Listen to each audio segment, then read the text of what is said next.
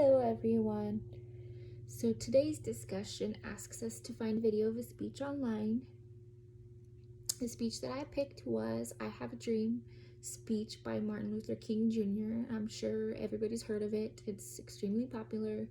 I really enjoyed this speech. So I listened to it twice. Once just listening and then a second time with notes. So our discussion question asked us, how different was your experience? So I feel like the first time I listened to the speech, I was more just listening to what he had to say and kind of, I guess, maybe refreshing on it because I have heard it before more than once.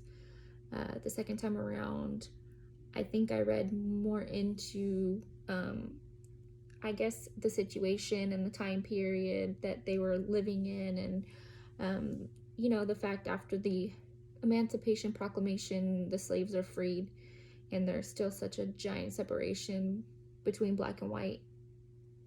I started thinking about Mr. King's life and if this affected him each and every day.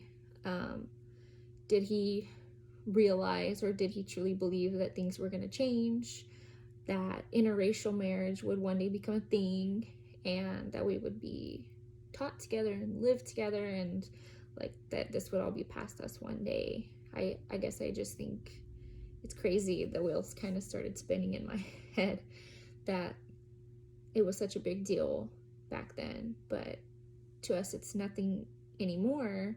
We just remember what used to be. So I know this discussion relates to listening, passive listening, active listening, critical listening. I would consider myself an active listener. I think that I'm able to, I guess, remember some of the things people say in their speech or their main arguments. I think it's hard to be a critical listener. I think it also depends on how interested you are in the speech or how much you can maybe relate to the subject that they're speaking of. I feel like I can relate in some way to this subject, but the fact that it's in just like a different time period and that things have changed, I feel like I'm only capable of actively listening to this speech.